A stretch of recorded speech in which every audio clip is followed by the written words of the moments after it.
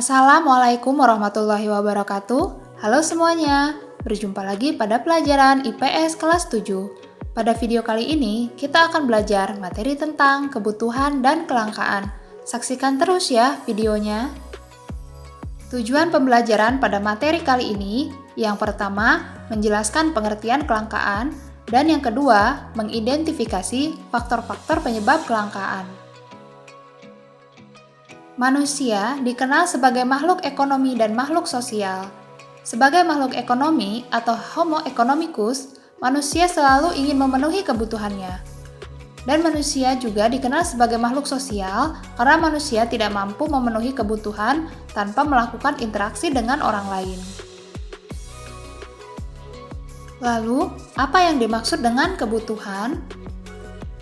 Kebutuhan adalah suatu keinginan terhadap barang atau jasa yang menuntut adanya pemenuhan. Apabila tidak dipenuhi, maka akan mempengaruhi kehidupan. Contoh kebutuhan yaitu makanan, pakaian, maupun tempat tinggal. Kebutuhan manusia jumlahnya tidak terbatas, sedangkan alat pemenuhan kebutuhan itu bersifat terbatas. Hal inilah yang memunculkan permasalahan ekonomi berupa kelangkaan.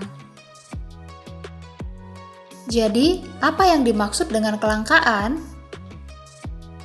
Kelangkaan adalah suatu keadaan di mana terjadi ketidakseimbangan antara kebutuhan manusia yang banyak, sementara barang dan sumber daya jumlahnya terbatas.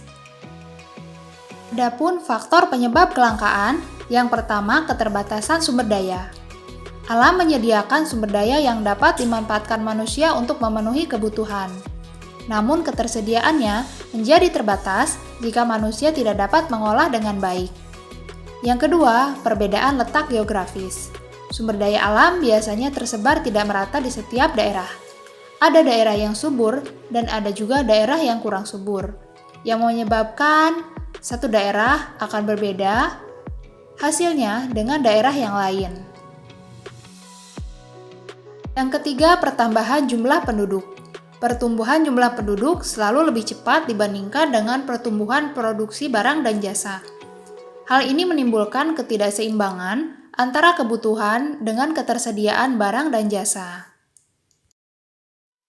Yang keempat, keterbatasan produksi. Keterbatasan produksi menyebabkan penawaran tetap, sedangkan permintaan barang tersebut tinggi. Sehingga, selain menyebabkan kelangkaan, juga dapat menyebabkan peningkatan permintaan.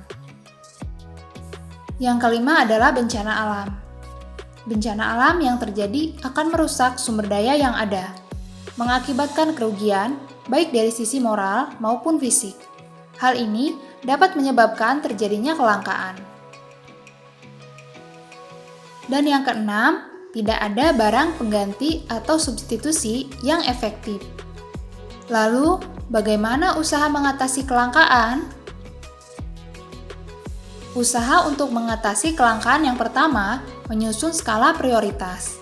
Skala prioritas diperlukan untuk menentukan urutan kebutuhan dari yang terpenting sampai dengan yang kurang penting.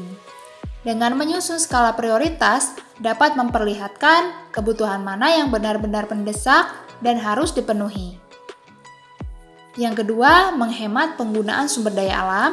Yang ketiga, memelihara dan melestarikan sumber daya alam dengan baik. Yang keempat, menciptakan alat pemenuhan atau barang pengganti. Dan yang kelima, meningkatkan pengelolaan berbagai macam sumber daya alam sehingga lebih bermanfaat bagi kehidupan manusia. Nah, itu saja materi kita pada kali ini. Terima kasih sudah menyaksikan ya. Jangan lupa like, komen, dan subscribe pada channel ini. Terima kasih.